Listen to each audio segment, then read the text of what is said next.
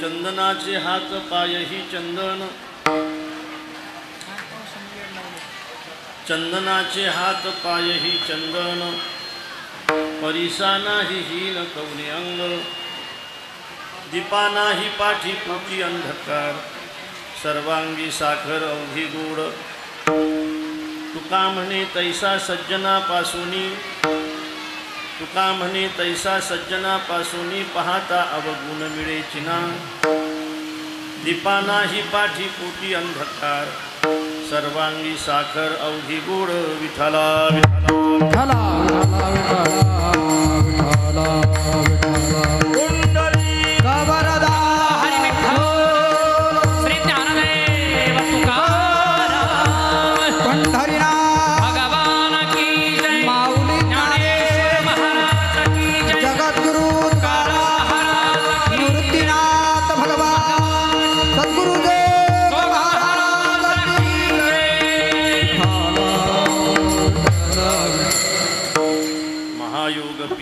तटे भीमरथ्यां वरं पुंडरीकाय दातुं मुनीन्द्रैः समागत्य तिष्ठन्तमानन्दकन्दं परब्रह्मलिङ्गं भजे पाण्डुरङ्गं पाण्डुरङ्गा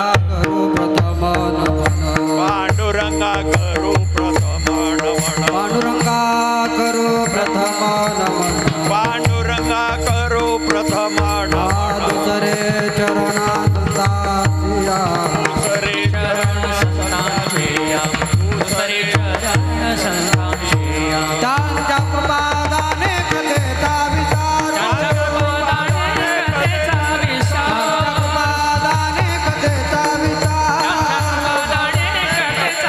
विस्तार बाबाजी सद्गुरुदास तुका बाबाजी सद्गुरुदास तुका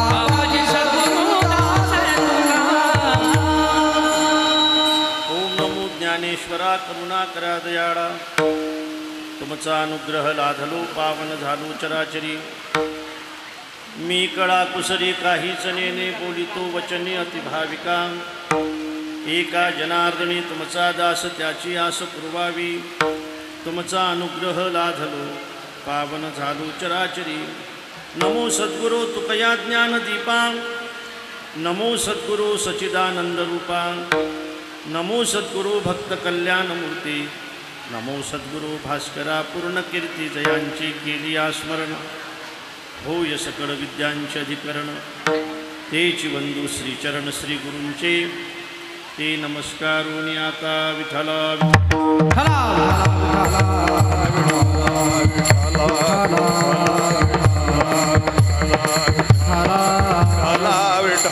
चंदनाचे हात पायही चंदन, परिसा नाही हीन कवनी अंग, दीपा नाही पाठी पोटी अंधकार, सर्वांगी साखर अवघी गोड.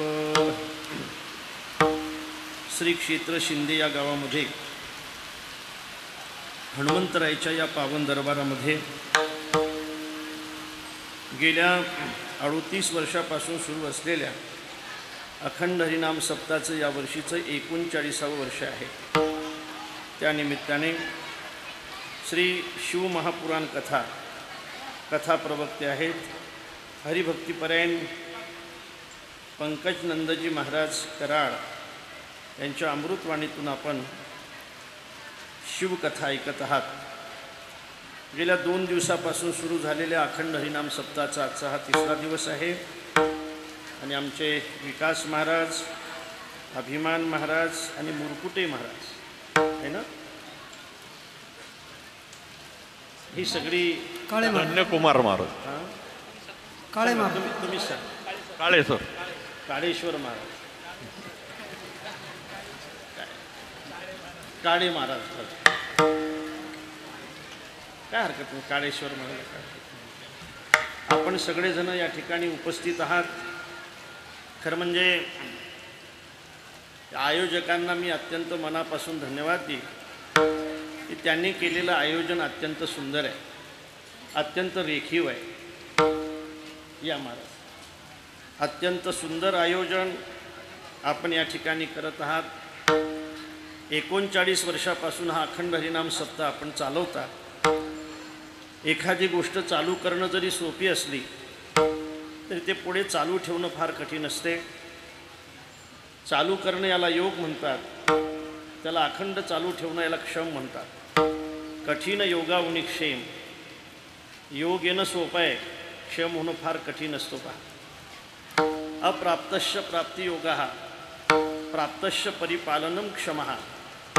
अप्राप्त असलेली गोष्ट प्राप्त होणं हा योग आहे. आपलं मनुष्यदेह अप्राप्त होणार आहे, प्राप्त झाला हा योग आहे, पण त्याला योग्य वापरणं हा क्षम आहे. प्राप्त होण्यापेक्षाही त्याचा क्षम अत्यंत कठीण आहे. श्रीमंती प्राप्त होणं हा योग आहे, ती श्रीमंती टिकवणं हा क्षम आहे, त्या योगापेक्षाही क्षम अत्यंत कठीण आहे. एखादं पद प्राप्त होणं हा योग आहे, पण ते पद प्राप्त झाल्यानंतर ते टिकवणं हे आणखी कठीण आहे. याचाच अर्थ योगावनी क्षेम कठीण आहे. पदापेक्षाही पथ म्हणते ना, पदापेक्षाही पथ महत्त्वाचे नाही का. आणि प्राप्त होणं सोपं आहे, टिकवणं फार कठीण आहे. आपल्या नेहमीच्या उदाहरणाने जर विचार केला तर लग्न होणं सोपं आहे. नाही आहे का म्हातारी आहे? आहे का म्हातारी आहे का? आहे ना. म्हणजे इतकं घाबरून बिचारे सांगतात म्हातारी आहे, याचा अर्थच म्हातारीचा त्रास आहे यांना. योग हा सोपा आहे, निभवणं फार कठीण आहे. ज्यांना जन्मभर सोबत राहायचं असेल त्यांनी जन्मभर भांडणं केले पाहिजे नाही.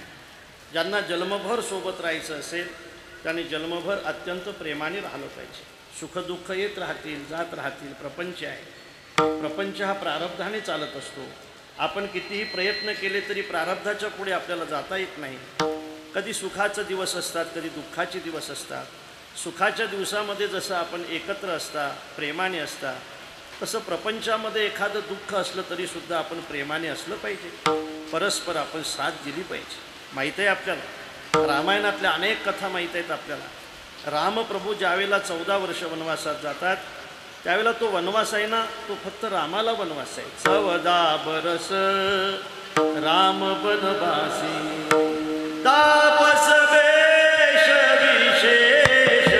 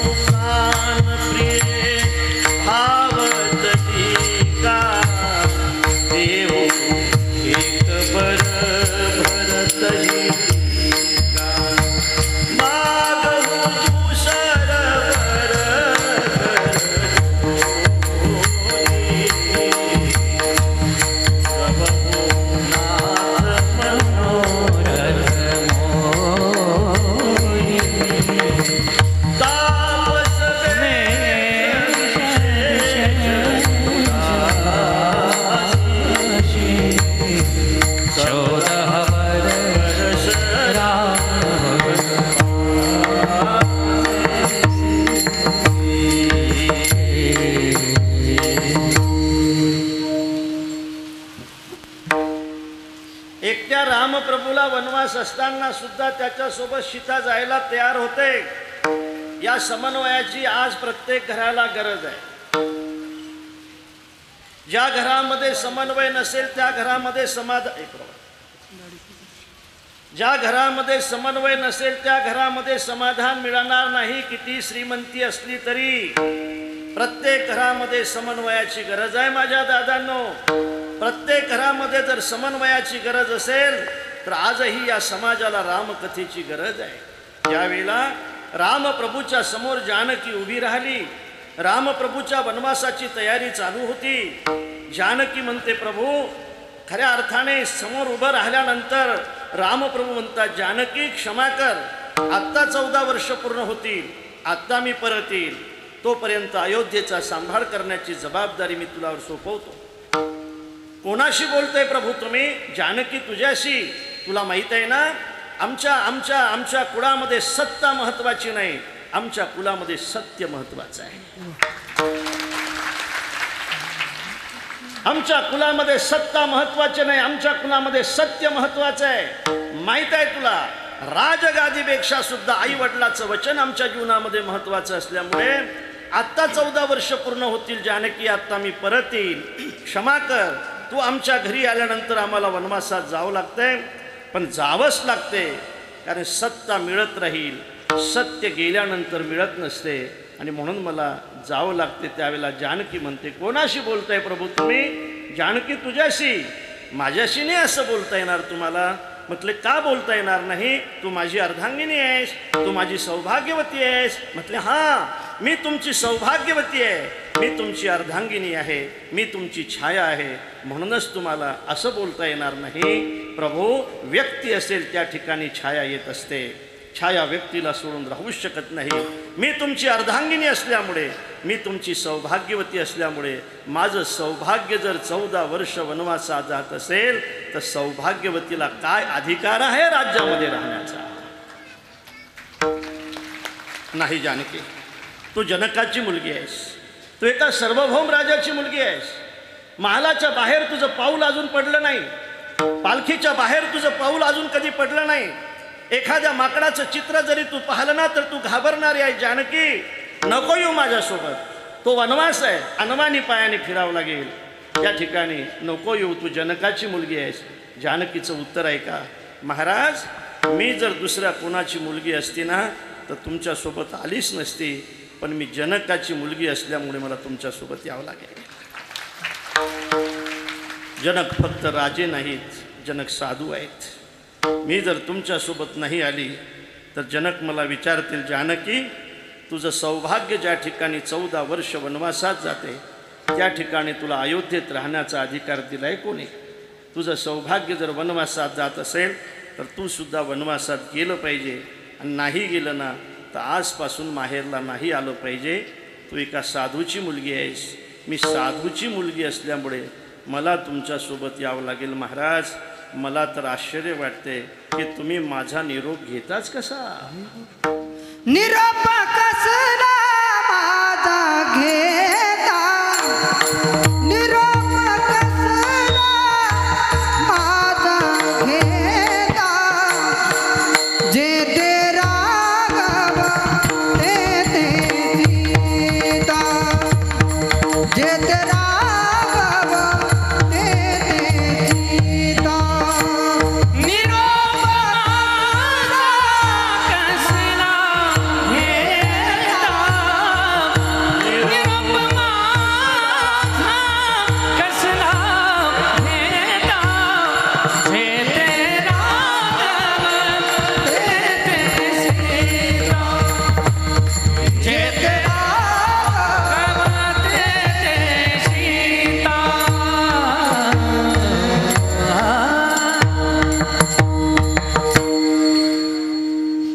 सांगा, माझ्या समोर काही भगिनी बसलेल्या आहेत, या समन्वयाची गरज नाही घरामध्ये?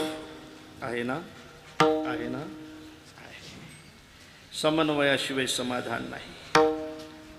लग्न होणं सोपं आहे, टिकवणं अत्यंत कठीण आहे. एका पेट्रोल पंपावर उभा होतो विकास महाराज, आणि बऱ्याच वेळ उभा होतो तिथं बिचारे दोघंजणं यायचे जोडीने, आणि जोडीने येऊन ती बाई बाहेर उतरायची, हा माणूस पेट्रोल घ्यायचा, आणि बाहेर गाडी आल्यानंतर ती बाई बसायची आणि पुढचा प्रवास चालू व्हायचा. मी असा विचार केला की बाबा दोघंजणं तिथपर्यंत का जात नाहीत पेट्रोल घ्यायला? बरोबर, त्या याच्यापर्यंत पंपापर्यंत का जात नाही? ही बाई बाहेर का उतरते? तो एकटाच माणूस का जातो? नंतर बाहेर आल्यानंतर पुढचा प्रवास का चालू करतायत? दोघंही तिथं का जात नाहीत? त्यावेळेला एक पाटी तिथं लावली होती, त्या पाठीवर लिहिलं होतं, कृपया आग इकडे आणू नका.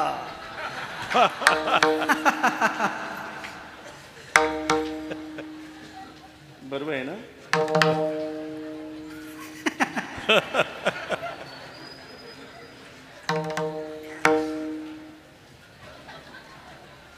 आग इकडे आणू नका. निरोप कसला माझा घेता, जेथे राघव तेथे सीता. ज्या मार्गी हे चरण चालती, त्या मार्गी मी त्यांच्या पुढती.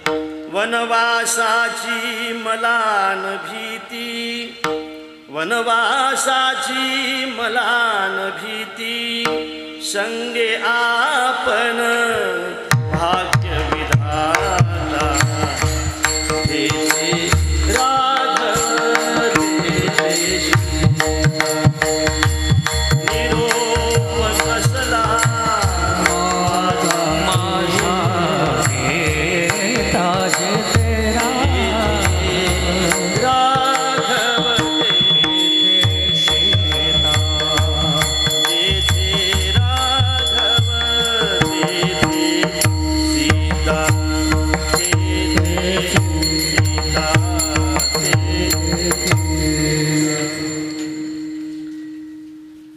योगायोगाने सांगून दिलं.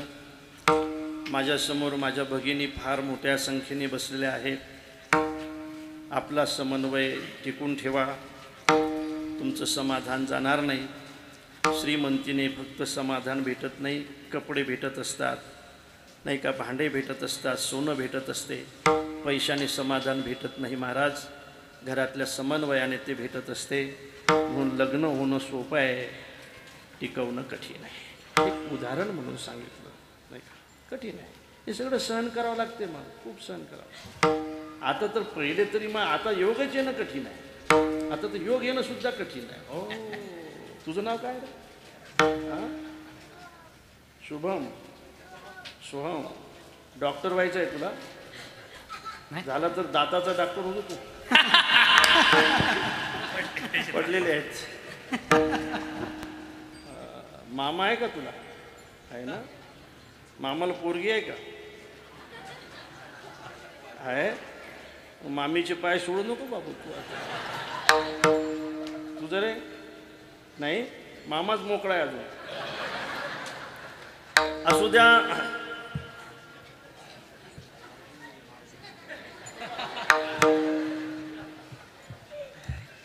सज्जनानो, मला आपल्यासमोर तत्व ठेवायचे आहेत. कधी कधी थोडंसं तुमचं म्हणजे व्हावं, फ्रेश व्हावं म्हणून एखाद्या वेळेला बोलेल. मला माझ्या अर्थात आपण या तत्वाकडे लक्ष देऊ. समन्वय ठेवा. सुख दुःख येत राहतील, जात राहतील, प्रपंच येतो. आजपर्यंत कोणाचा प्रपंच सुखाचा झाला लक्षात ठेवा. या प्रपंचाने श्रीराम प्रभूला सुद्धा वनवास दिला. या प्रपंचाने शिवजीला सुद्धा वनवास दिला. या प्रपंचाने भगवान श्रीकृष्णांना सुद्धा दुःख दिलं. हाच तो प्रपंच आहे की जगद्गुरु तुकोबारायांना सुद्धा सहन करावा लागला. हाच तो प्रपंच आहे की ज्ञानोबारायांच्या आईवडिलांना सुद्धा या प्रपंचाने देहांत प्रायश्चित्त दिलं. हाच तो प्रपंच आहे एकनाथ महाराजांच्या अंगावर 108 वेळेला थुंकला. त्या प्रपंचामध्ये फक्त सुखाची इच्छा करू नका. जे मिळेल त्याच्या सामोरी जा, तुमचं समाधान जाणार नाही.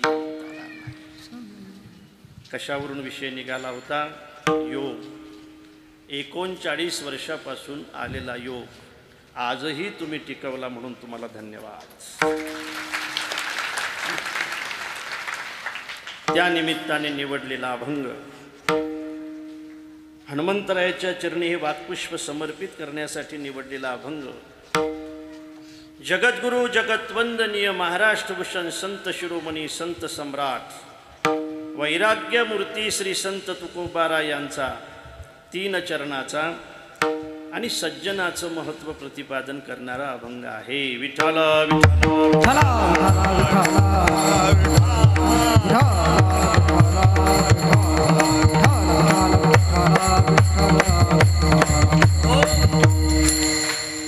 अभंगातून महाराज सज्जनाचं महत्व प्रतिपादन करतात. आपण जाणकार श्रोत्या, सज्जनाचं महत्व ज्या अर्थी प्रतिपादन करतात त्या अर्थी समाजामध्ये दुर्जन असले पाहिजेत म्हणून सज्जनाचं महत्व सांगतायत ना. दुर्जन आहेत म्हणूनच सज्जनाचं महत्व सांगितलं जाते ना. म्हणूनच महाराज सज्जनाबद्दल अनेकदा लिहित आहेत की हे सज्जन आहेत, हे सज्जन आहेत, हे सज्जन आहे. सुख दुःखे समे कृत्वा लाभा लाभो जया जयो अशी ज्यांची वृत्ती असेल ते सज्जन आहे. अद्वेष्टा सर्वभूतानां मैत्र करुणैवच निर्ममोहो निरहंकार समदुःख सुखक्षमी असं ज्याचं आचरण असेल ते सज्जन आहे. समाजामध्ये सज्जन आहेत, पण लक्षात ठेवा ज्या समाजामध्ये सज्जन आहेत त्या समाजामध्ये दुर्जनही आहेत. मोबाईल ठेवून द्या महाराज. विठ्ठला विठ्ठला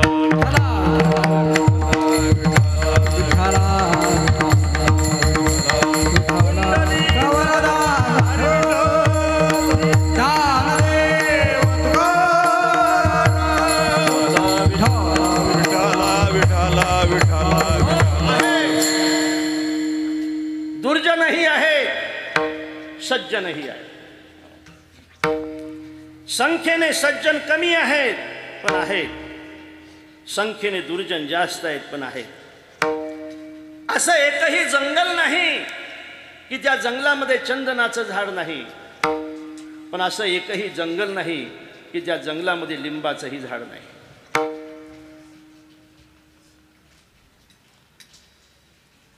अशी एकही खाण नाही की ज्या खाणेमध्ये हिरा नाही, पण मला असं वाटते अशी एकही खाण नाही की ज्या खाणेमध्ये कोळशे नाही. ज्या खाणेमध्ये कोळशे राहत असतात त्याच खाणेमध्ये हिरा राहत असतो.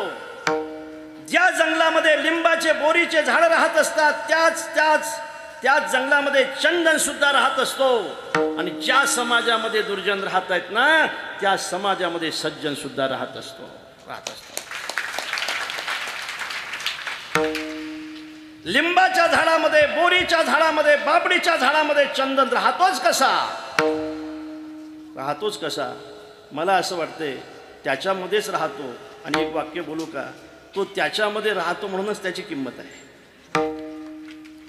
हे वाक्य महत्वाचं आहे.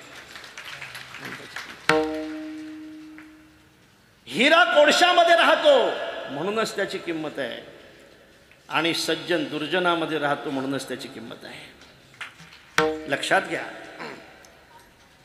सगळे वनाच्या वन जर चंदनाचे असते, वनाचे वन जर चंदनाचे असते ना तर भिल्लाच्या लोकांनी त्याचं सरपण बनवलं असतं.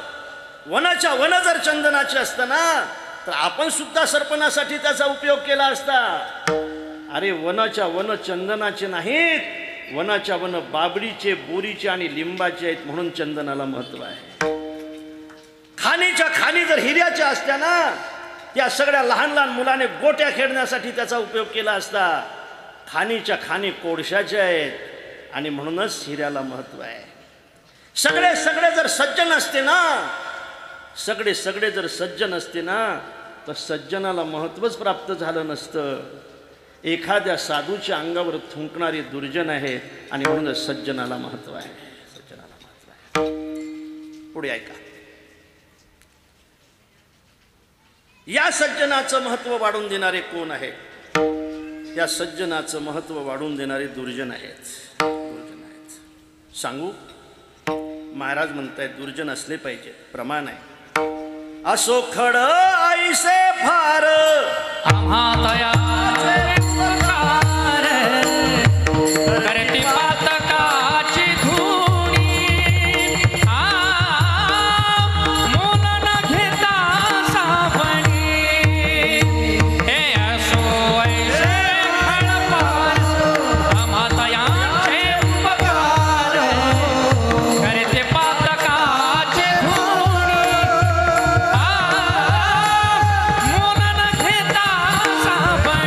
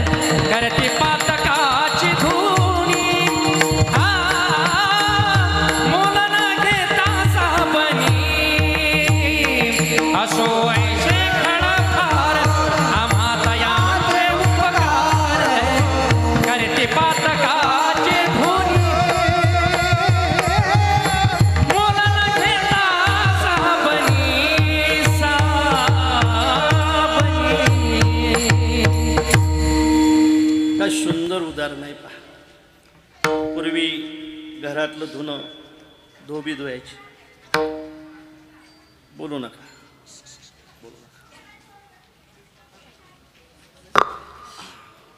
महिला म्हटल्यावर बोलणार नाही असं कधी होणारच नाही. एका शाळेमध्ये तर एका शिक्षकाने एक प्रश्न विचारला. ऐका, प्रश्न असा होता की सर्वात खोटी गोष्ट सांगायची. जी खोटी गोष्ट आहे आणि जो खोटी गोष्ट सांगेल त्याचा पहिला नंबर. ऐका ऐका, महिलांसाठी सांगतो. एक मुलगा उभा राहिला. गुरुजी, मी सगळ्यात खोटी गोष्ट सांगणार आहे. म्हटले, सांग. मी असा पडत निघालो, कारण माझ्या पाठीमागं कुत्रं लागलेलं होतं. पडता पडता मला माहीतच नाही समोर विहीर आहे. त्या विहिरीमध्ये मी पडलो. मला वर चढता येत नव्हतं, म्हणून तिथून मी घरी पळत आलो.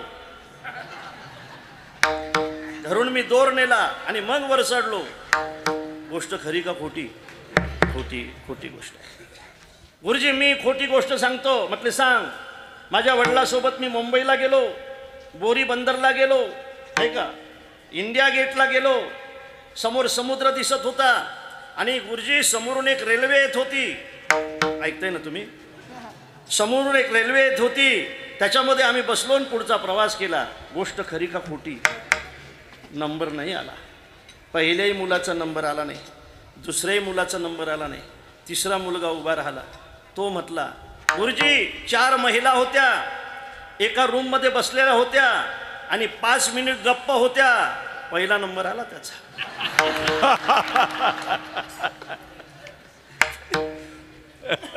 4-5 महिला एका खोलीमध्ये बसल्यानंतर 5 मिनिट गप्प राहतील. अरे ब्रह्मांड उलतं पालतं होईल. आता तरी बोलू नका, नाही दुसरा दृष्टांत सांगेल मग. खडफाड धोबी सगळीत कपडे धुत होता. पूर्वी नाही का? आता सुद्धा आपण लॉन्ड्रीवर कपडे धुवायला देतो. कपडे धुणारा माणूस आपल्याला पैसे मागतो. आपण घरी ज्याला कपडे धुवायला देतो, सुनबाई कपडे धुवून घे, सुनबाई सासऱ्याला साबण मागते. साबण तर आणा, मालकाला साबण मागते. सुनबाई कपडे धुवून देते पण साबण मागते. धोबी कपडे धुवून देतो पण पैसे मागतो. निंदा करणारा माणूस पैसेही मागत नाही, साबणही मागत नाही. निंदा करून निंदा करून निंदा करून निंदा करून आपले पापरूपी कपडे धुवून दिल्याशिवाय राहत नाही. असो खडईसे फार आम्हा तयाचे उपकार. आमच्यावर त्याचे उपकार आहेत. कोणचे उपकार आहेत? करती पातकाची धुनी, मोल न घेता साबणी. चांगल्या माणसाची होत असते, ती झालीही पाहिजे. कळत न कळत काही दोष आपल्याकडून घडतात, ते दुसरे लोक निंदा करून घालवत असतात. पण काही काही साधू तर असे पाहिलेत महाराज की लोकांनी आपली निंदा करावी म्हणून त्यांनी लोक निंदा करतील असे काही कृत्य केलेत. आमच्या इकडे एक नारायण महाराज होऊन गेले. 140 वर्ष होते. 140 वर्ष. आमच्या 5 पिढ्याचे ते गुरु होते. आमच्या वडिलाचे सुद्धा ते गुरु होते. आणि ते शेवटी खऱ्या अर्थाने लोकांनी आपली निंदा करावी, काही असतील ते दोष निघून जातील म्हणून खऱ्या अर्थाने लोकांनी निंदा करावी असं कधी कधी वागत होते. सज्जनानो, निंदा करणारी माणसंसुद्धा फार महत्त्वाची आहेत, फार महत्त्वाची आहेत. म्हणून तर महाराज म्हणतायत ना, निंदकाचे घर असावे जिल्ह्यात.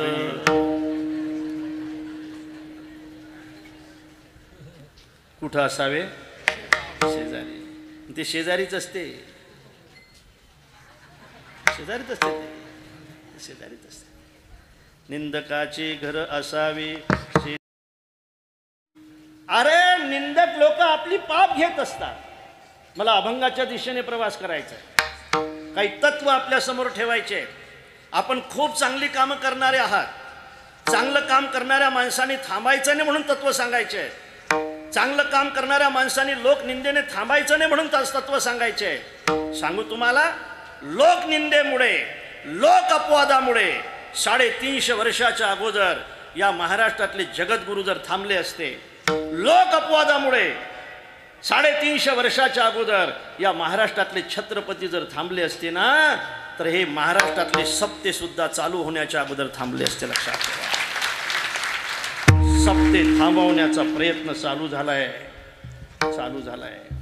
मिरवणुकी थांबवण्याचा प्रयत्न चालू झालाय. सावध राहिलं पाहिजे माझ्या राजांनो. माझी विनंती आहे तुम्हाला, आता पदाचा आणि पक्षाचा विचार न करता देशाचा विचार केला पाहिजे. माझी विनंती आहे तुम्हाला, गळ्यापर्यंत आलंय आता. जो देशाचा विचार करणारा असेल त्याचा विचार केला पाहिजे रे राजांनो. त्याचा विचार करा. माझी विनंती आहे तुम्हाला, हनुमंतरायाच्या मंदिरामध्ये माझी विनंती आहे तुम्हाला. हे जर तुम्ही आता नाही केलं ना तर पुढचा काळ तुम्हाला क्षमा करणार नाही, लक्षात ठेवा. नका विचार करू माझ्या राजांनो कशाचा, आता देशाचा विचार करा. कर चले हम फिदा जाना तन साथियों, अब तुम्हारे हवाले वतन साथियों. कर चले हम फिदा जाना तन साथियों, अब तुम्हारे हवाले वतन साथियों. शासन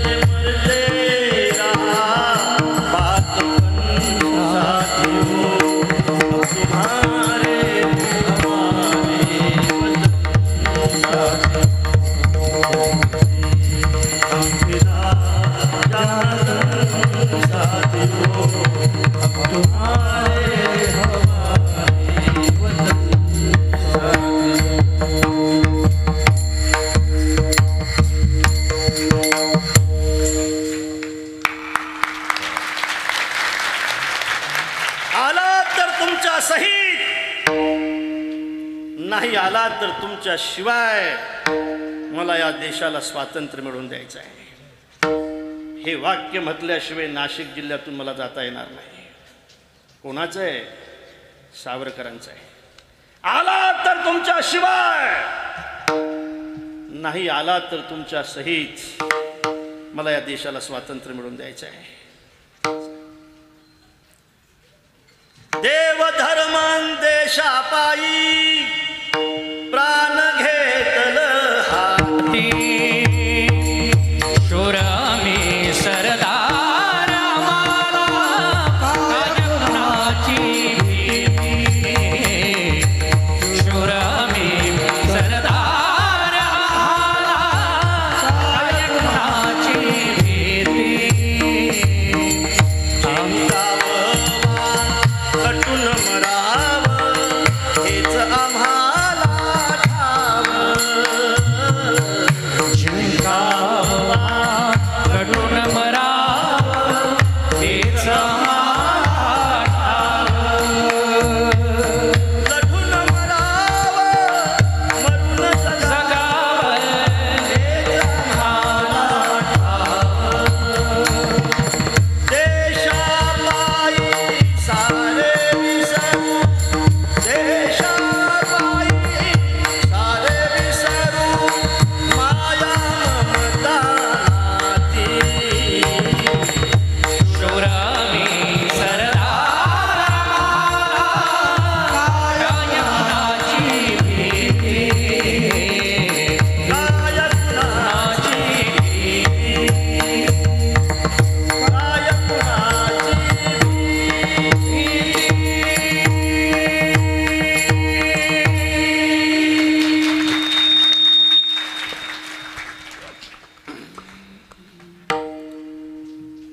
ही माझी हाक नाही, ही माझ्या भारत मातेची हाक आहे. जाणकार माणसाला भविष्य समजत असते. काही लोक फक्त पैशाचा विचार करतायत, काही लोक पदाचा विचार करतायत. पण या देशामध्ये असा एक समाज आहे की तो फक्त धर्माचा विचार करतो. एखादा आमचा साधू एखादं वाक्य बोलून गेला तर त्याचं भांडवल तयार करतो, भांडवल होण्यासाठीच त्या वाक्याचा उपयोग करतो. अर्थात सज्जनानो ऐका ऐका, गळ्यापर्यंत आला आता. अनेकदा देशाचं नुकसान झालं, अनेकदा देशाचं नुकसान झालं म्हणून 700 वर्ष आपण यवनाच्या ताब्यात राहिलो. अनेकदा देशांचं नुकसान झालं म्हणून आपण 190 वर्ष इंग्रजांच्या ताब्यात राहिलो. आता मात्र स्वातंत्र्य मिळून 75 वर्ष झाले. या स्वातंत्र्याला पुढे अबाधित ठेवायचं असेल तर माझ्या राजांनो कशाचाच विचार करू नका, देशाचा विचार करा. जातीचा सुद्धा विचार करू नका, देशाचा विचार करा. बघा गड्या, तुम्ही फक्त करमणूक म्हणून ऐकत असाल तर मर्जी तुमची, मर्जी काय सांगू शकतो आम्ही आता. पण तुम्ही अरे देश वाचला तर कीर्तन वाचतील ना, तर धर्म वाचेल ना. देश महत्त्वाचा आहे. आमची कडकडीची विनंती आहे, देशासाठी ज्यांनी आपल्या बायकोला सोडलं, देशासाठी ज्यांनी आपल्या घराला सोडलं, मला असं वाटते अशाचा विचार करण्याची गरज आहे, गरज आहे. मी कोण्या पक्षाचा म्हणून बोलत नाही, मी देशाचा म्हणून बोलतोय. विठ्ठला विठ्ठला विठ्ठला विठ्ठला विठ्ठला विठ्ठला विठ्ठला विठ्ठला विठ्ठला विठ्ठला विठ्ठला विठ्ठला विठ्ठला विठ्ठला विठ्ठला विठ्ठला.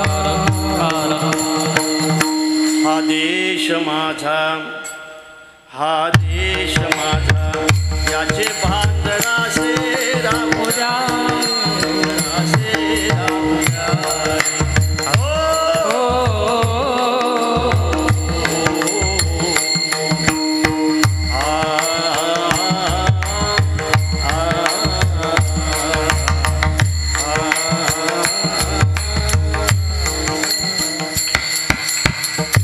बस विचार करा, चांगला विचार करा.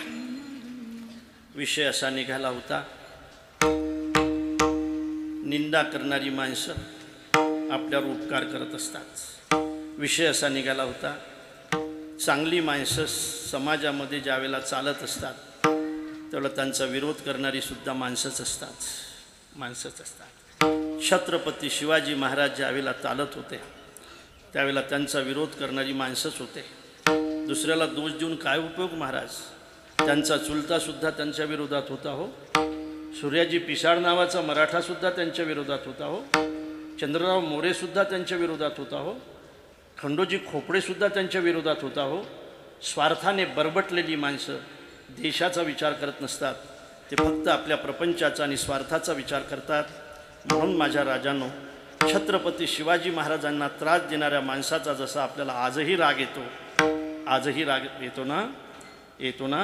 सूर्याजी पिसाळ म्हटलं की राग येतो, खंडोजी खोपड्याचं नाव घेतलं की राग येतो, चंद्रराव मोर्याचं नाव घेतलं की राग येतो, व्यंकोजी राजे भोसल्यांचं नाव घेतलं की राग येतो.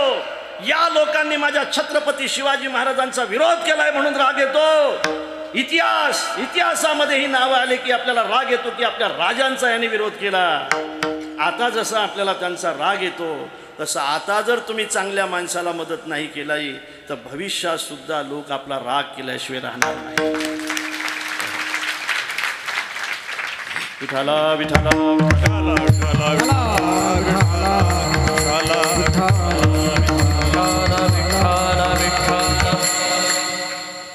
निंदकाची घर असावी शेजारी.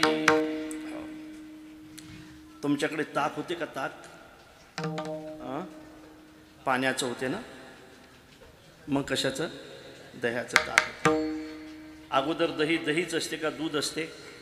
दूध असते. मग ते ताक करण्यासाठी पहिले काय करावं लागते? इरजण लावावं लागते. इरजण एवढं मोठं टाकावं लागते ना, एवढंसं टाकावं लागते. अरे वा, एवढंसं टाकावं लागते. आता सुनाला सांगत जाऊन एवढंसंच टाकावं लागते, एवढं तिथे टाकून. त्यांना बिचाराला माहीतच नाही किती टाकावं लागते म्हणून, आहे ना. सुनाला काय माहीत आहे? सुनाला काहीच नाही. सुनाला फक्त TV माहीत आहे. एवढंसं टाकावं लागते. मग सकाळी काय करावं लागते? लगेच लोणी निघते ना? नाही. मग असं ते खांबाला ठेकून तो डेरा ठेवावा लागतो. त्याला काय म्हणतात, एक वरून असते माजरण, खालून असते नाही का. मग मधात ती रवी असते. ती मग त्याला मंथन करावं लागतं. मंथन कसं करावं लागते चोपदार?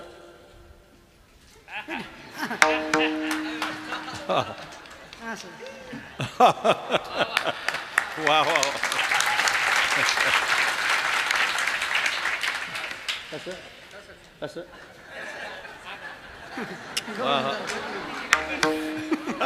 दोन्ही निघणारच नाही असं. टाक दोन्ही म्हातारे म्हातारीच्या ताब्यात होते, लक्षात ठेवा. मंथन.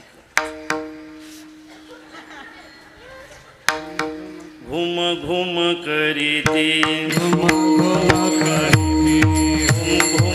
करीती घुम घुम करती दे रे घुमती घुम करती दे रे घुमती घुमती आनंदल्या गौडणी गौडणी छंदे छंदे गौडती आनंदल्या गौडणी गौडणी छंदे छंदे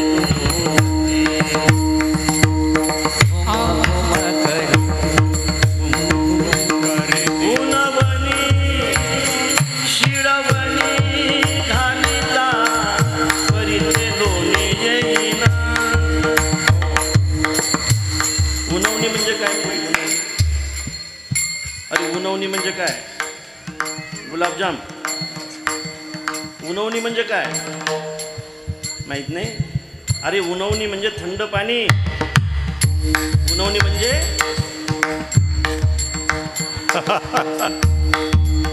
उनवणी म्हणजे गरम पाणी. उनवणी शिडवणी घालिता परिते दोन्ही येईना. काय झाले दोन्ही सासू बाईकडे ना. काय झाले दोन्ही सासू बाईकडे ना. आनंदल्या गौडणी गौडणी छंदे छंदे गोमती.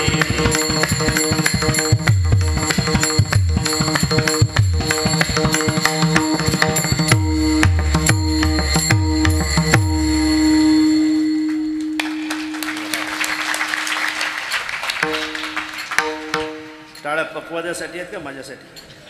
तो कसा तुझ्यासाठी नाहीत हा.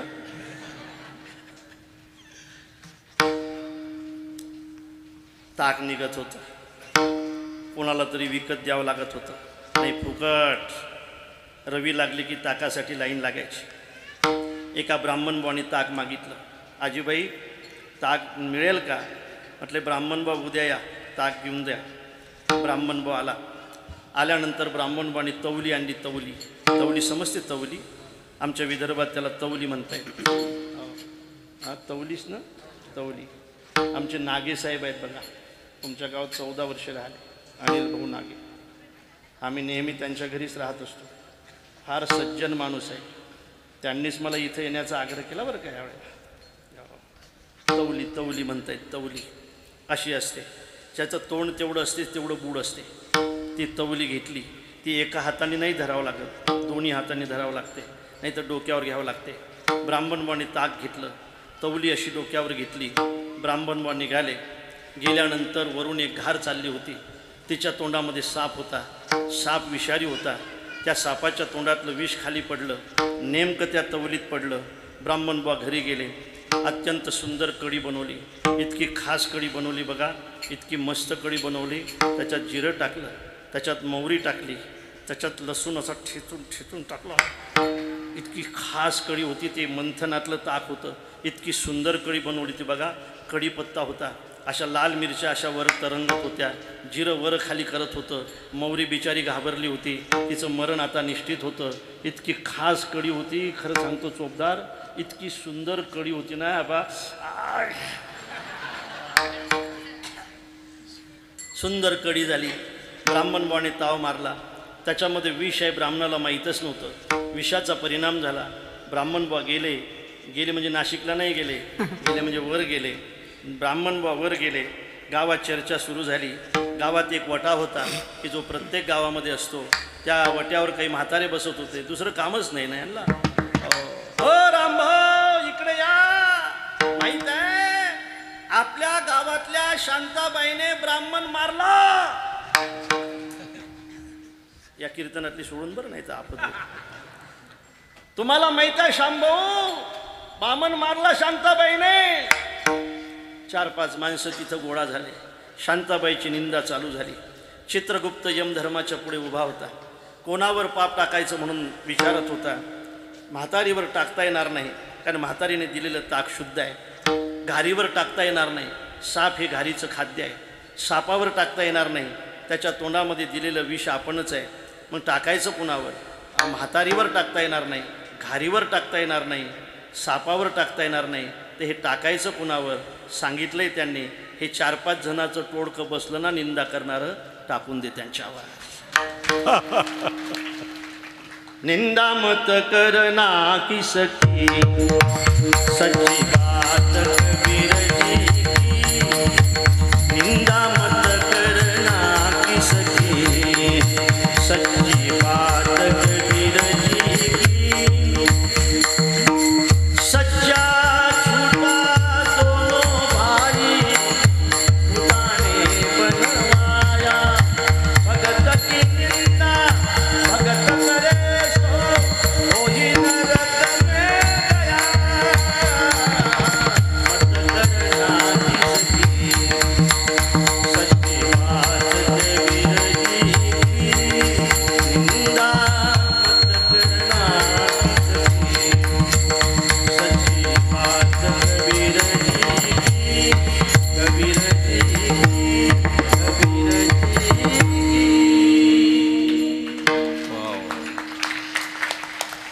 25,000 रुपये बक्षीस आहे. इमानदारीने सांगायचं फक्त महिलांनी की या वर्षभरात मी कोणाचीच निंदा केली नाही.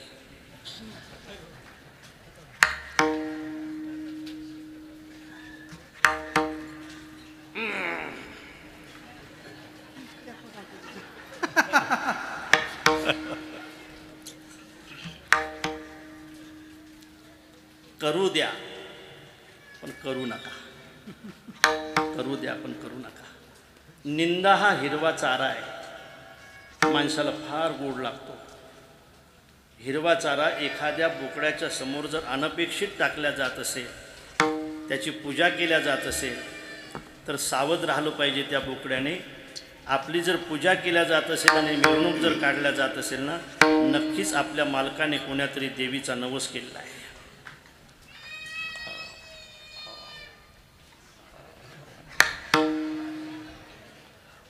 त्याचं म्हणणं असं आहे, महाराज काही सांगू नका महाराजांना. तुमच्यासारखे बरेच महाराज वाटी लावले यांनी, यांना काय सांगतात हे तुम्ही. चला पुढे चला, अभंगाच्या दिशेने जाऊ आपण. विषय असा आहे, असा एकही जंगल नाही की त्या जंगलामध्ये लिंबाचे झाडं नाहीत.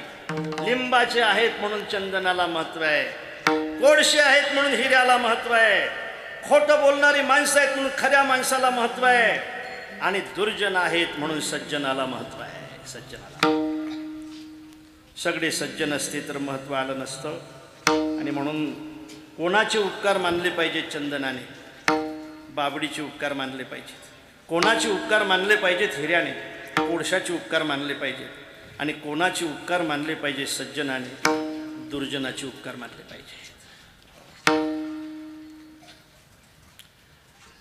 अयोध्येमध्ये सगळे सज्जन असले तरी एक दुर्जन आहेच ना, आणि लंकेमध्ये सगळे दुर्जन असले तरी एक सज्जन आहेच ना, आहेच ना. अयोध्येमध्ये सुद्धा एक दुर्जन आहे, लंकेमध्ये सुद्धा एक सज्जन आहे. अयोध्या दुर्जनाशिवाय नाही आणि लंका सज्जनाशिवाय नाही.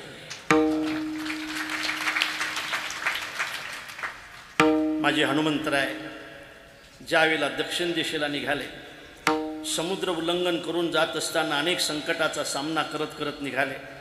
लंकेमध्ये गेले, लंकिनीचा समाचार घेतला आणि आत गेले. ज्यावेळेला आत गेले त्यावेळेला हनुमंतराय विराट रूपाने गेले नाहीत, लघु रूपाने गेले. मच्छराचं रूप धारण करून गेले आणि मच्छराचं रूप धारण करून त्या ठिकाणी गुंजाव करत होते आणि शोध घेत होते की माझी माय कुठे आहे, माझी माय कुठे आहे. वर्णन आहे त्याचं.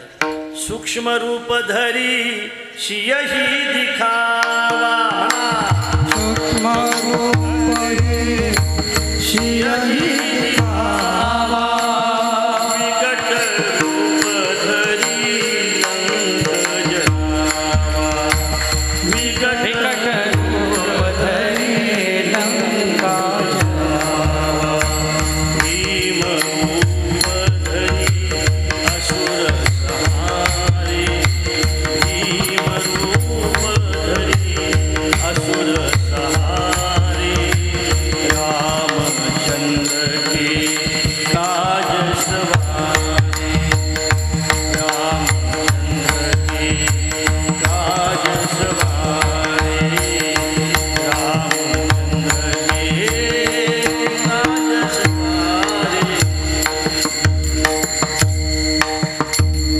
प्रभूच्या कामासाठी निघालेल्या हनुमंतरायाने सूक्ष्म रूप धारण केलं. ऐका माझ्या दादा, लंकेमध्ये प्रवेश केला. प्रत्येक घरावर जाऊन गुंजाव करत होते आणि पाहत होते या ठिकाणी माझी माय आहे का. असा गुंजाव करत असताना सकाळची वेळ होती. सकाळच्या वेळी त्या ज्या मंदिरावर, कारण लंकेतलं एक विशेष होतं महाराज, लंकेमध्ये घराचा आकार मंदिराचा होता पण त्या मंदिरामध्ये राहणारे मात्र सगळे राक्षस होते. सूत्र आहे, मंदिर मंदिर प्रतिकरी शोधा, देखे जहात अगणित योधा. मंदिराचा शोध चालू होता. अरे मंदिरामध्ये अतिथी राहिले पाहिजेत, अतिरेकी नाही. मंदिर अतिथीसाठी असते, अतिरेकासाठी नाही. अरे मंदिर शास्त्र राहण्यासाठी असते, शस्त्र राहण्यासाठी नाही. ज्या मंदिरामध्ये अतिथी नाही, अतिरेकी राहत असतील, ज्या प्रार्थना स्थळामध्ये शास्त्र नाही, शस्त्र राहत असेल, त्याच प्रार्थना स्थळापासून सावध राहण्याची आता पाळी आलेली आहे. लक्षात ठेवा, मंदिर अतिथीसाठी असतात, अतिरेक्यांसाठी नसतात. मंदिर मंदिर प्रतिकरी शोधा, देखे जहात अगणित योधा. योद्धे होते. माझी माय कशी राहत असेल, कुठं असेल माझी माय, कशी राहत असेल माझी माय, कुठं असेल, कशी भेट होईल माझी, असा विचार करत होते हनुमानजी. सकाळचे 4 वाजले होते. एका मंदिरातून भजन ऐकायला आलं. श्रीराम जय राम जय जय राम, राम जय जय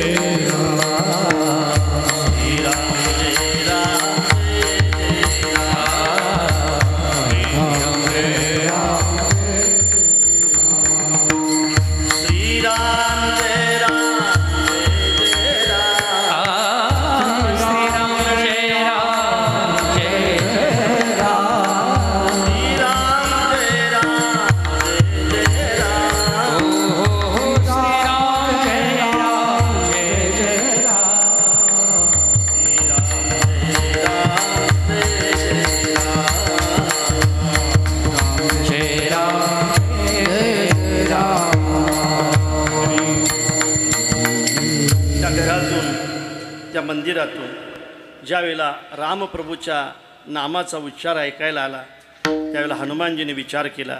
आपल्याला असं वाटत होतं लंकेमध्ये सगळे दुर्जनच आहेत, पण या लंकेमध्ये सुद्धा एक सज्जन आहे. कोणाचं घर होतं? विभीषणाचं. यहाँ कहा सज्जन रहे बासा, लंका निश्चर निकर निवासा. यहाँ कहाँ सज्जन रहे बासा. या ठिकाणी सज्जन कोण आहे? दोघांची भेट झाली, विषय संपला. विषय असा होता की लंकेमध्ये सगळे दुर्जन होते पण विभीषणासारखा सज्जन होता. अयोध्येमध्ये सगळे सज्जन होते पण एका रामप्रभूला नावं ठेवणारा एक दुर्जन होता. सज्जनानो, दुर्जन आणि सज्जन असतात. दुर्जन कशाला म्हणतात आणि सज्जन कशाला म्हणतायत, थोडक्यात विचार करून आपल्याला पुढे जायचं आहे. ऐका, सज्जनाची व्याख्या तर अभंगामध्ये आलेली आहे, पण दुर्जन कशाला म्हणतात ऐका रे माझ्या राजांनो. दुर्जनाची व्याख्या आहे अकरुणत्वम अकारण विग्रहा परधने पर्यवशितीच स्पृहा स्वजनबंधू ईश्व स्वयुष्णुता प्रकृती सिद्धम इदम ही दुरात्मना. त्याला दुरात्मा म्हणतायत, त्याला दुर्जन म्हणतायत. चांगला दुर्जन कशाला म्हणताय? अकरुणत्वम, ज्याच्या अंतकरणामध्ये दुसऱ्याबद्दल कधीही करुणा उत्पन्न होत नाही तो दुर्जन आहे. एखादा माणूस किती दुःखाने तडपत असला, गरीब असला बिचारा, त्याला तुमच्या आर्थिकतेची गरज असली आणि तुम्ही श्रीमंत असूनही त्याला जर मदत करत नसाल तर तुम्ही दुर्जन आहात. तडपणाऱ्या गरीबाला जर तुम्ही मदत करत नसाल तर तुम्ही दुर्जन आहात. बिचारा एखादा गरीब आहे, त्याच्या मुलीचं लग्न आहे, खरंच व्यवस्था नाही त्याची, त्याच्या मुलीच्या लग्नासाठी त्यांनी वावर इकऱ्या काढलेला आहे, तुमच्याजवळ 2 पैसे शिल्लक आहे, तुम्ही जर त्याची मदत करत असाल तर तुम्ही सज्जन आहात. पण तुम्ही जर त्याच्या वावराचा विचार करत असाल तर तुम्ही दुर्जन आहात. एखाद्या गरीबाच्या मुलाचं शिक्षण आहे, आहेत 2 पैसे तुमच्याजवळ शिल्लक, बिचाराची व्यवस्था नाही आणि त्याला शिकवण्याची तर इच्छा आहे, मुलगा हुशार आहे, तुम्ही श्रीमंत आहात, पण त्या ठिकाणी जर मदत करत असाल तर तुम्ही सज्जन आहात, पण करत नसाल तर तुम्ही दुर्जन आहात. एखादा दुःखी माणसू पाहूनही ज्याला ज्याच्या अंतकरणामध्ये करुणा उत्पन्न होत नाही त्याला दुर्जन म्हणतायत. माझ्या दादांनो, मी सांगेल आपल्याला, आमच्याकडे 290 पागल लोक आहेत की ज्याच्या डोक्यामध्ये किडे पडलेले आहेत, ज्यांच्या कानामध्ये किडे पडलेले आहेत, ज्यांच्या पायामध्ये किडे पडलेले आहेत, रस्त्याचे चालतायत बिचारे, कुठलंही पाणी पितात, काही खातात, सगळ्या देशातले आहेत, काश्मीरपासून तर कन्याकुमारीपर्यंत आहेत. आम्हाला दिसले की आम्ही त्यांना उचलून आणतो, जन्मभर सांभाळण्याची जबाबदारी घेतो. अर्थात असे एक एक करता आता 290 झालेत. किडे पडलेली माणसं त्या ठिकाणी सांभाळल्या जातात. भयंकर परिस्थिती आहेत महिलांची. महिलांच्या डोक्यामध्ये तर सगळे किडेच असतात, लक्षात ठेवा. त्यांचीसुद्धा आम्ही त्या ठिकाणी व्यवस्था करतो. मला असं वाटतंय की अशा लोकांची व्यवस्था करणंसुद्धा फार महत्त्वाचे आहे. अशांबद्दल जर तुम्हाला करुणा येत नसेल, दुर्जन आहात. मरतात गायी आज, कसायाकडे जातात गायी आज, निर्दयपणाने आपल्या मातेला मारतायत कसाई, काहीच दया नाही त्यांना. 3-4 दिवस तिच्या अंगावर उकडतं पाणी टाकतात कसाई, जिवंत असताना तिच्या अंगावरचं कातडं काढतात कसाई, जिवंत असताना तिच्या नरडं फोडून तिच्या अंगातलं सगळं रक्त बाहेर काढतात कसाई. मेल्यानंतर रक्त निघत नसते, ते घट्ट होते. मेल्यानंतर जर कातडं काढलं तर ते मुलायम राहत नाही, पण तिच्या अंगावर उकडतं पाणी टाकून ती फुगल्या जाते. इथं कट केल्यानंतर वडून काढल्या जाते. भरीत बनवताना वांग्याच्या वरचं ते तळफळ तुम्ही काढताय ना, तसं कातड वरून काढल्या जाते. लक्षात ठेवा. आता तुमच्याजवळ ट्रॅक्टर आले रे, पूर्वी तर तुम्ही बैलाने शेती करत होते ना. आता तुमच्याजवळ ट्रॅक्टर आले रे, पूर्वी तर तुमच्या शेतामध्ये बैलच होते ना. तुम्ही बैलगाडीनेच नाशिकला जात होते ना, बऱ्याचदा बैलगाडीनेच तुम्ही तुमचा माल नेत होते ना. आता ट्रॅक्टर आले, किती दिवस राहतील ते ट्रॅक्टर? हे जात असते येत असते. बैलाने तुम्हाला जगवलं, गायीने तुम्हाला जगवलं. माय मेली असेल तर तुम्हाला म्हशीचं दूध नाही, गाईच्या दुधाने तुम्हाला जगवलं. गाईच्या दुधाने जर तुम्हाला जगवलं असेल, ती गाई जर अशा निर्दयपणाने मारल्या जात असेल, मला सांगू द्या, अशा ठिकाणीही अशा वेळेलाही तर त्या गाईसाठी तुम्ही चारा देत नसाल गळे हो, दुर्जन आहात.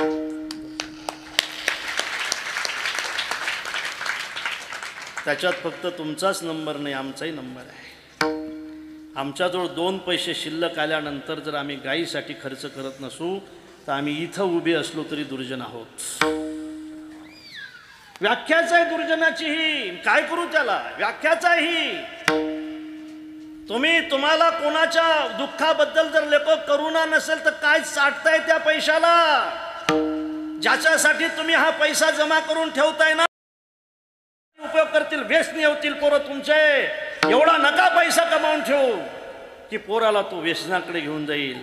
त्यालाही कळू द्या ना पैसा कसा कमावला पाहिजे म्हणून, त्यालाही कळू द्या ना वरचा मजला कसा बांधला पाहिजे म्हणून, त्यालाही कळू द्या ना जरा कष्ट कसे केले पाहिजेत म्हणून.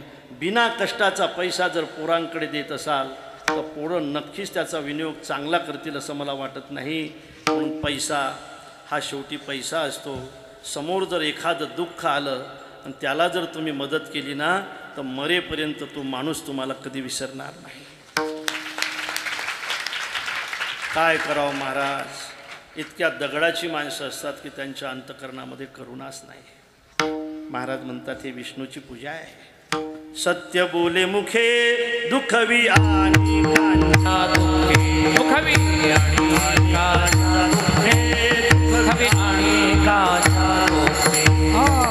सत्य बोले मुखे दुःखवी आणि कांचा दुःखे, दुःखवी आणि कांचा दुःखे, दुःखवी आणि कांचा दुःखे. हे सत्य बोले मुखे आणि कांचा दुःखे, हे जीवी विष्णूची महापूजा, हे जीवी विष्णूची महापूजा.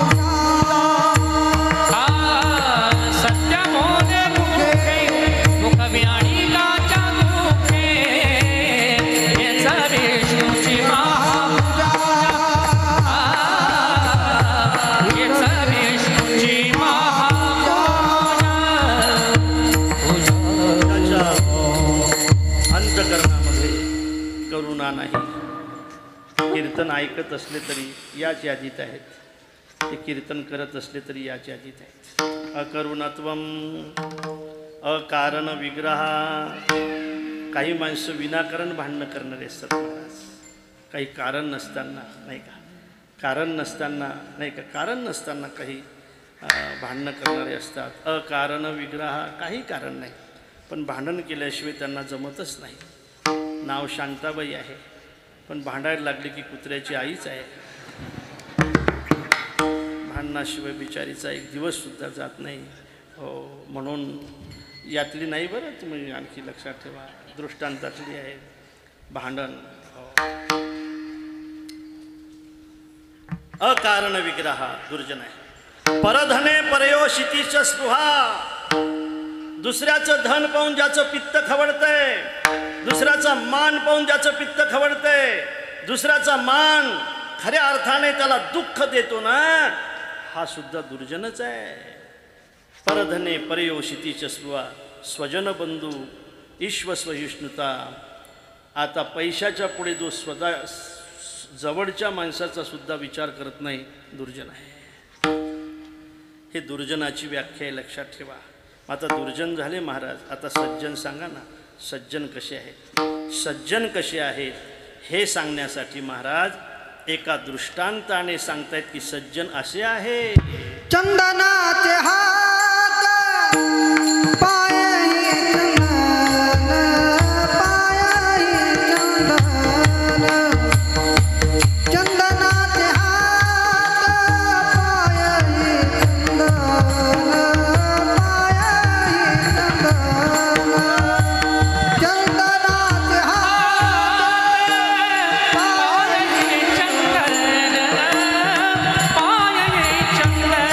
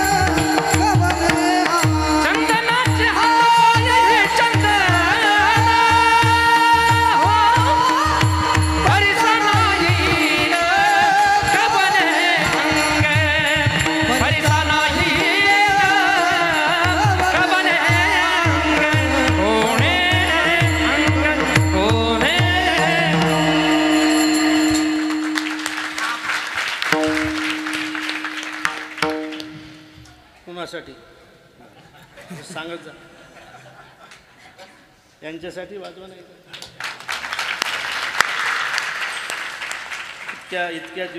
इतक्या दिवसापासून बिचारे सहन करतात. टाळ्या वाजवल्या पाहिजे. हां, इतक्या दिवसापासून सहन करताय म्हटलं. तुम्ही शिव्या सहन करता का नाही तुम्ही?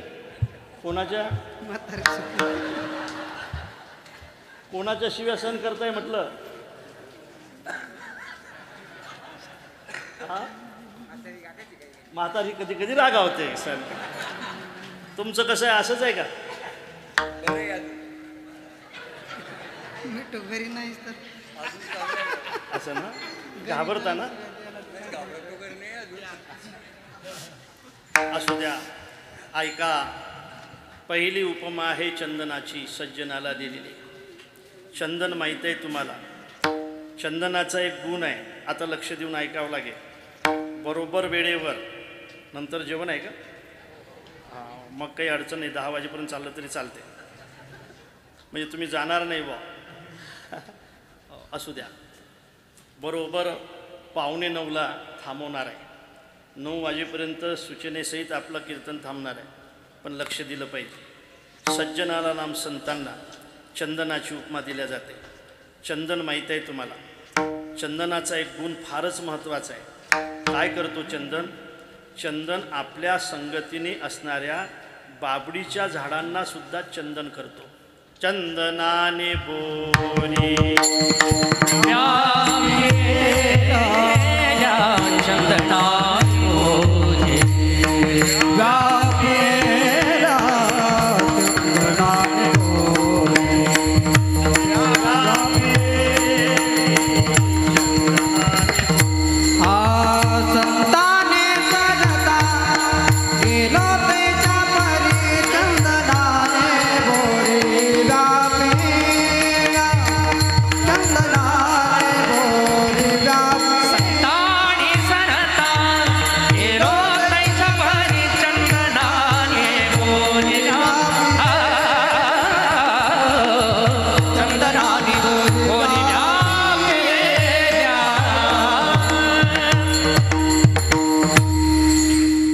चंदनाच्या संगतीने बाबडीचं झाड असू द्या, चंदनाच्या संगतीने बोरीचं झाड असू द्या, काही दिवस जर सारख्या चंदनाच्या संगतीत राहिल्या ना तर चंदन त्याला सुगंधी करते. सारखं राहिलं पाहिजे, पण नित्य राहिलं पाहिजे. पण नित्य राहिल्याचा फायदा हा आहे की तो चंदन त्या बोरीला आणि बाबडीला सुगंधित करते. सर्वांगी सुवास परितो उगलान राहे, शोभवती तरुवर चंदन करीतची जाये. हा चंदनाचा पहिला गुण आहे. ऐका आता चंदनाचा दुसरा गुण. चंदनाचा दुसरा गुण असा आहे, तापलेल्या तेलाच्या कढईमध्ये जर बूनभर टाकला तर ते तेल शांत करतो. तापले चंदन निववितो पुढी. हो, आणि म्हणून तापलेल्या तेलाच्या कढईमध्ये बूनभर पडल्यानंतर ते तेल शांत होते. हा दुसरा गुण आहे. ऐका आता चंदनाचा तिसरा गुण असा आहे, चंदन स्वतः झिंजतो, नाही का? झिंजतो बघा, ते लाकूड असं झिंजते आणि दुसऱ्याला शीतलता देते. दुसऱ्याला शीतलता भेटण्यासाठी मी गेलो तरी चालेल, मी किती झिंजलो तरी चालेल, पण माझ्यामुळे जर दुसऱ्याला शांतता मिळत असेल तर मी झिंजायला तयार आहे. हा चंदनाचा तिसरा गुण आहे. आता चंदनाच्या ठिकाणी जे गुण आहेत ते सज्जनाच्या ठिकाणी कसे आहेत हे पाहू आपण. चंदनाचं कसं आहे की आपल्या संगतीने असणाऱ्या झाडांना तो सुगंधित करतो. तसं ऐका, आपल्या संगतीत असणाऱ्या साधकांना सुद्धा सज्जन सुगंधित करतायत, अधिकार प्राप्त करून देत आहेत. म्हणून चंदनाची उपमा दिल्या जाते. चंदन तापलेल्या तेलाच्या कढईमध्ये बुनभर पडला की ते तेल शांत करतो. तसे सज्जनाची संगती सुद्धा संसाराच्या तापाने तापलेल्या जीवाला जर संगतीत आले तर शांत करते, शांत करते. बघा, एक उदाहरण सांगून दे. आळंदीमध्ये एक 10वीमध्ये नापास झालेला मुलगा आला. त्याला 60-70 वर्ष झालीत. 80-85 वर्षाच्या अगोदरची गोष्ट आहे. सरळ बस रे, सरळ बस. आणि मारुती महाराज गुरव हे जोग महाराजांचे शिष्य, इगतपुरीकर महाराज, लक्ष्मण महाराज जोग महाराजांचे शिष्य. आणि सकाळी सकाळी हा मुलगा तिथं बसलेला होता. मारुती महाराज गुरव हे स्नानासाठी गेले. त्या पोराला विचारलं, काय रे पोरा कशासाठी? बाबा आलो, स्नान नाही केलं, तसाच बसलेला आहे. म्हटले हा बाबा स्नान करायसाठी आला? नाही बाबा, 10वीमध्ये नापास झालो. आई खूप नाराज झाली. आई नाराज झाली, ती नाराजी मला नाही पाहवल्या गेली, म्हणून बाबा जीवन संपवण्यासाठी आलो. संपायचं आहे मला, जायचं आहे मला. माझ्या आईला दुःख देण्याची इच्छा नव्हती माझी, पण काय करू, नापास झालो. माझी आई फार दुःखी झाली आणि आई आहे शेवटी माझी ते, म्हणून मला माझ्या आईला तोंड दाखवण्याची इच्छा नाही, म्हणून जीव द्यायला आलो.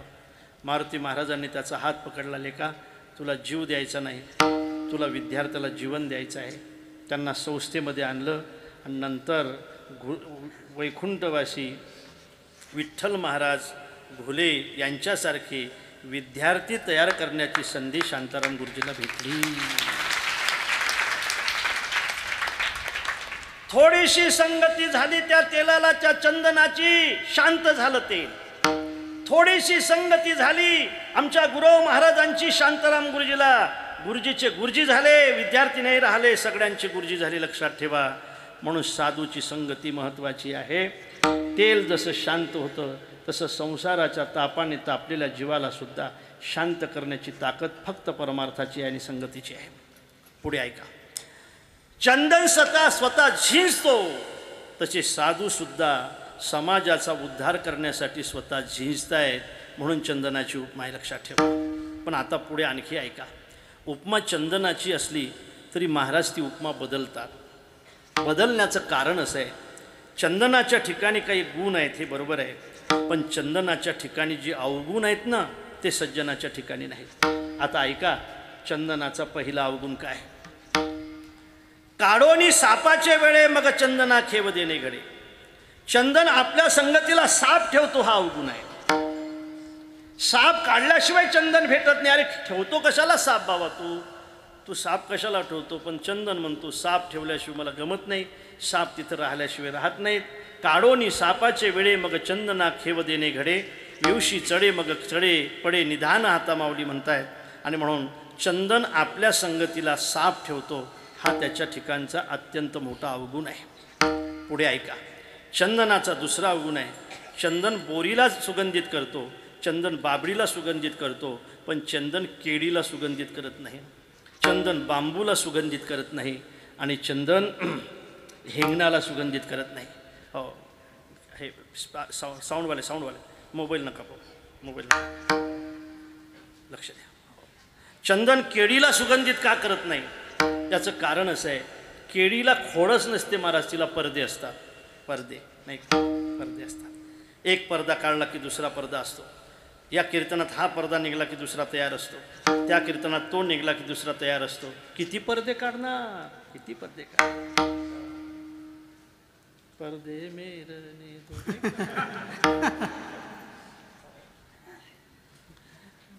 पर्दा तो हट जाए तो खुल जाएगा. अल्लाह मेरी तौबा मौला. हे सोडून द्या. अनेक पर्दे असतात त्या केळीला, म्हणून ते सुगंधित होत नाही. आता ऐका, हिंग का सुगंधित होत नाही? हिंग हिंग का सुगंधित होत नाही? त्याचं कारण असं आहे, हिंग संगतीने राहतं चांगलं, पण दुर्गंधी सोडत नाही.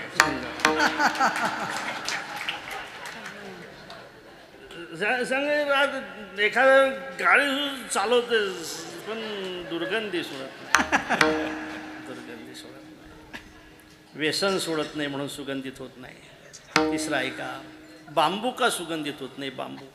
बांबूला गाठी असतात, वरच्या गाठीचा असतात तर तासून काढला असता. बांबू वरच्या गाठीचे नसतात, आतल्या गाठीचे असतात.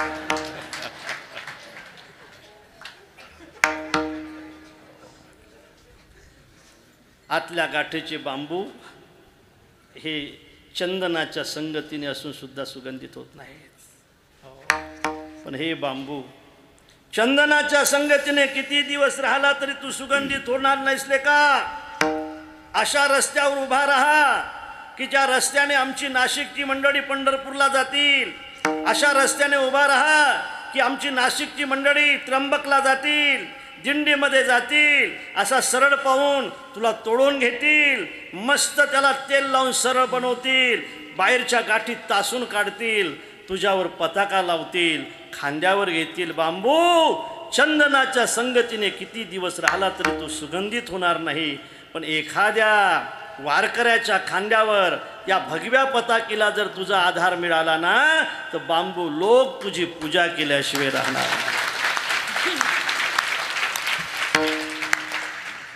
हा अवगुण आहे महाराज. म्हणून चंदनाची उपमा बदलल्या जाते, दुसरी उपमा दिल्या जाते. परिसा नाही कवने अंग, परिसा नाही कवना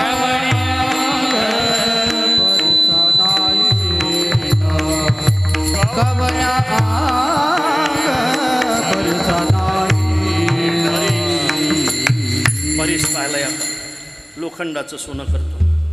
परिसाचा पहिला गुण आहे लोखंडाचं सोनं करणं. परिसाचा जसा हा गुण आहे तसं सज्जनाचा सुद्धा गुण आहे. आलिंगन घडे मोक्ष सायुज्यता जोडे. परिसाच्या स्पर्शाने जसं लोखंडाचं सोनं होतं, तसं सज्जनाच्या कृपादृष्टीच्या स्पर्शाने हा जीवाचा शिव होतो. लोखंडाची जशी किंमत वाढते तसं सज्जनाच्या संगतीने जीवाची सुद्धा किंमत वाढते. तो जीवाची परितुके महेशेशी. अरे आम्ही 7वा वर्ग नापास आहोत, 7वा वर्ग ठरल्याप्रमाणे नापास झालो आहे आम्ही. खरंच आहोत. 7वा वर्ग नापास माणूस जर महाराष्ट्राच्या समोर आज उभा असेल तर नक्कीच त्याला कुठंतरी चांगली संगती घडली म्हणून हा परिणाम. संगतीचा परिणाम होत असतो. परिसाचा स्पर्श झाला की लोखंडाचं सोनं होतं. हा गुण आहे. हा गुण सज्जनाच्या ठिकाणी आहे. पण परिसाच्या ठिकाणी जो अवगुण आहे महाराज, तो सज्जनाच्या ठिकाणी नाही. परिस फक्त लोखंडाचं सोनं करतो, खापराचं सोनं करत नाही. खापरा परिस काय करी, खापराचं सोनं करत नाही. सज्जनाचं मात्र तसं नाही. यारे यारे लहान थोर, याती भरत्या नारी नर, करावा विचार न लगे चिंता कुणाशी, खट नट यावे शुद्ध होणे जावे, खट नट यावे शुद्ध होणे जावे, कवडी पिटी भावे चोखा मेरा, कवडी पिटी भावे चोखा मेरा, खट नट यावे शुद्ध होणे जावे, खट नट यावे शुद्ध होणे जावे, होणे जावे. कोणी या आणि शुद्ध होऊन जा. पण परिसाची उपमा बदलल्या जाते. परिसाच्या ठिकाणी अवगुण आहेत, सज्जनाच्या ठिकाणी नाही. म्हणून तिसरी उपमा दिल्या जाते, ते दिव्याची उपमा आहे. ऐका, दिव्याची उपमा का दिल्या जाते? दिव्याच्या ठिकाणी काही गुण आहेत म्हणून दिव्याची उपमा दिल्या जाते. दिव्याच्या ठिकाणचा पहिला गुण आहे, ज्या ठिकाणी अंधार असेल त्या ठिकाणी प्रकाश करणे. दिव्याच्या ठिकाणचा दुसरा गुण आहे, आपली हरवलेली वस्तू आपल्याला दाखवून देणे. दिव्याच्या ठिकाणचा तिसरा गुण आहे, स्वतःच्या प्रकाशनासहित दुसऱ्याचं प्रकाशन करणे. सज्जनाच्या ठिकाणी सुद्धा हे गुण आहे. अज्ञानरूपी अंधकार असेल त्या ठिकाणी प्रकाश देण्याचं काम साधू करतायत, सज्जन करतात. आपली समाधानरूपी हरवलेली वस्तू आपल्याला दाखवून देण्याचं काम करतायत. हारपली आपण पे पावे, तै संता ते पाहता दिवसावे, म्हणून वानावे ऐकावे तेची सदा, मुक्ताचे निर्धारिता लाभे आपुलीच मुक्तता, दीपी दिसे पाहता आपुलीच वस्तू. आणि म्हणून आपली वस्तू दाखवून देण्याचं काम दिवा करतो, सज्जनही करतात. पुढे चला. दिवा स्वतःच्या प्रकाशनासहित दुसऱ्याचं प्रकाशन करतो. मी दिवा आहे हे दाखवतो आणि तुम्ही सुद्धा कोण आहात हे सुद्धा दाखवतो. तसे सज्जनही स्वतःचं प्रकाशन करतात. मी तो वासुदेव तत्वता. दुसऱ्याचं प्रकाशन करत असताना म्हणतायत, देवची बरे देवची बरे, तुका म्हणे खरे तुम्ही. अर्थात दिव्याच्या ठिकाणी काही गुण आहेत म्हणून उपमा आहे. पण दिव्याच्या ठिकाणी जे अवगुण आहेत ना, ते सज्जनाच्या ठिकाणी नाहीत. आता बघा, आतापर्यंत मी बोललो, आता तुम्ही बोला थोडंसं. दिव्याच्या ठिकाणचे 5 अवगुण मला सांगायचे आहेत. त्यातले 2 तुम्ही सांगा, 3 मी सांगतो. सांगा, पहिला अवगुण काय दिव्याचा? दिव्याखाली अंधार. अच्छा. दुसरा? हो, यांना सांगू द्या ह्या दिव्याला. काय एखादा अवगुण सांगा दिव्याचा. दिवा पाहिला नाही तुम्ही. दिव्याचा पहिला अवगुण आहे वाज जाळतो. वाज जाळतो आहे ना. दिव्याचा दुसरा अवगुण आहे तेल पितो. तेल पितो ना, दुसरा अवगुण आहे. दिव्याचा तिसरा अवगुण आहे ज्या ठिकाणी ठेवली ती जागा काळी करतो. दिव्याचा चौथा अवगुण आहे पाणी शिंपडलं तर तडतड करतो. तडतड करतो. काही दिवे फार तडतड करतात घरात. तडतड करतात. जसे जसे जुने होतात तसे तसे तडतड जास्त करतात. जास्त तडतड करतात. आम्ही नाही बाई अशा, आम्ही नव्हतो बाई अशा, आम्ही नव्हतो बाई अशा, आम्ही नव्हतो. आता तू कशी होती बाई यांना काय माहीत आहे नवीन यायला. आणि म्हणून तडतड करतो. आणि पाचवा अवगुण आहे हवा आली तर विझून जातो. हवा आली तर विझून जातो. पण हा दिवा मात्र कसाच विझत नाही महाराज. तो खरा दिवा आहे. हवा कशीही उद्या दिव्याने विजायचं नसते. हवेनं जर दिवा विजत असेल तर प्रकाश देईल कसा. अनेकांना प्रकाश द्यायचा असतो. पण निंदेच्या हवेने दिवे कधी विजत नसतात. ते विजत असतात, ते दिवे नसतात. म्हणून या ठिकाणी दिव्याची उपमा दिल्या जाते. ते कमी पडते आणि म्हणून त्या ठिकाणी साखरेची उपमा दिल्या जाते. दृष्टांताने सांगेल तुम्हाला. विषय असा आहे, साखरेची उपमा देण्याचं कारण असं आहे की काय झालं बघा. एका घरी पाहुणे आले. पाहुणे जरा सुशिक्षित होते. सुशिक्षित माणसं कुठं डोकं लावतील काही सांगता येत नाही. म्हणून ते असे बसले. बसल्यानंतर त्यांना नाश्त्यासाठी बदामा दिल्या. कवरसहित बदामा होत्या. बदाम माहीत आहे ना बदाम. आता सगळ्यांना बदामा जवळजवळ माहीत आहेत. मधला काळ असा गेला की बदामा संपल्या होत्या. पूर्वी होत्या, मधात नव्हत्या. आता जरा बऱ्याच बदाम आहेत. हो, बदाम होती. बदाम बी नव्हतं, बदाम कवरसहित होती. ते सगळेजणं बसले. त्यांनी दगडं घेतले. ते बदाम फोडत होते. कालचं आतलं बी खात होते, वरचं टाकून देत होते. आतलं खात होते, वरचं टाकून देत होते. आतलं खात होते, वरचं टाकून देत होते. त्यांनी नेमच बनवला. सुशिक्षित होते. पदार्थ कोणचाही असू द्या, वरचं टक्कर टाकून दिलं पाहिजे, आतलं बी खाल्लं पाहिजे. पदार्थ कोणचाही असो, वरचं टक्कर टाकून दिलं पाहिजे, आतलं बी खाल्लं पाहिजे. पदार्थ कोणचाही असो, वरचं टक्कर टाकून दिलं पाहिजे, आतलं बी खाल्लं पाहिजे. त्या ठिकाणी त्यांच्या बदामा खाणं झाल्या. मग त्या घरमालकाने त्यांना खाण्यासाठी खारका आणल्या.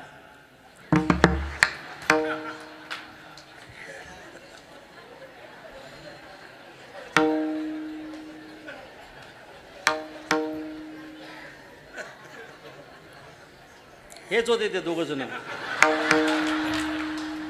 आता नाही खारका जमत तुम्हाला. आता खारका आणल्या. आता नेम बदलला. सरकार बदललं, नेम बदलला. नेम बदलला.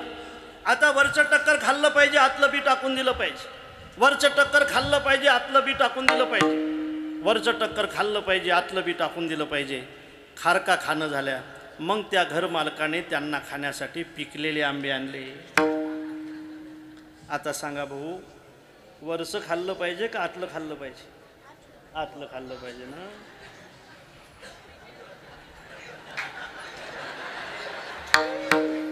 आंबा आंबा आहे आंबा.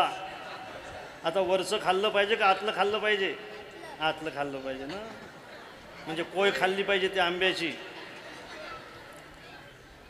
वरचंही टाकून दिलं पाहिजे, आतलंही टाकून दिलं पाहिजे आणि मधलं खाल्लं पाहिजे. ऐका आता, बदामच्या बाबतीत विचार केला तर बदाम ही आतल्या अंगाने गोड आहे. खारकेच्या बाबतीत विचार केला तर खारीक ही वरच्या अंगाने गोड आहे. आंब्याच्या बाबतीत विचार केला तर आंबा मधल्या अंगाने गोड आहे. आणि साखरेच्या बाबतीत विचार केला तर साखर सर्वांगी साखर अवघी गोड. साखर अवघी गोड. सर्वांगी साखर अवघी गोड. सर्वांगी साखर अवघी गोड. दीपाना ही पाटी पोटी अंधकार. दीपाना ही पाटी पोटी अंधकार. दीपाना ही पाटी पोटी अंधकार.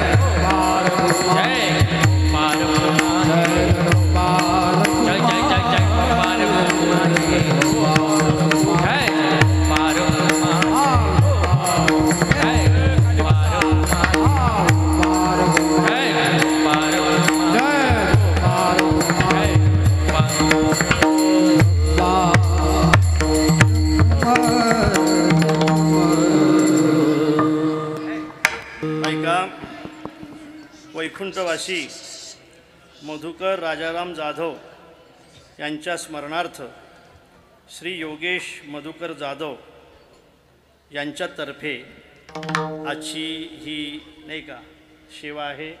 ज्यांना आपण ज्यांचा सत्कार केला ते योगेश भाऊ आपल्या खऱ्या अर्थाने वैकुंठवासी मधुकरराव यांच्या स्मरणार्थ त्यांनी आजची कीर्तनरूपी सेवा घेतलेली आहे. असो, एक लक्षात ठेवा, आपण विचार केला या अभंगाच्या दृष्टीने, आपण पाहिलं तर आपल्याला चंदनाच्या ठिकाणी अवगुण सापडला, आपण पाहिलं तर आपल्याला परिसाच्या ठिकाणी अवगुण सापडला, पाहिल्यानंतर आपल्याला दिव्याच्या ठिकाणी अवगुण सापडला, साखरेच्या ठिकाणी सुद्धा अवगुण आहे, जास्त खाल्ली की माणसाचा रोग होतो त्याच्या ठिकाणी आपल्याला अवगुण सापडला. ऐका आता, चंदन म्हणतात. पाहिल्यानंतर ज्या ठिकाणी आपल्याला अवगुण सापडतो त्याला परिस म्हणतात. पाहिल्यानंतर ज्या ठिकाणी आपल्याला अवगुण सापडतो त्याला दिवा म्हणतात. पाहिल्यानंतर ज्या ठिकाणी आपल्याला अवगुण सापडतो त्याला साखर म्हणतात. पण पाहूनही, कितीही पाहून आपल्याला ज्या ठिकाणी अवगुण सापडत नाही त्याला सज्जन म्हणतात. तू का म्हणे तैसा सज्जना पासोडी, तू का म्हणे तैसा सज्जना पासोडी, सज्जना पासोडी, तू का म्हणे तैसा सज्जना पाहता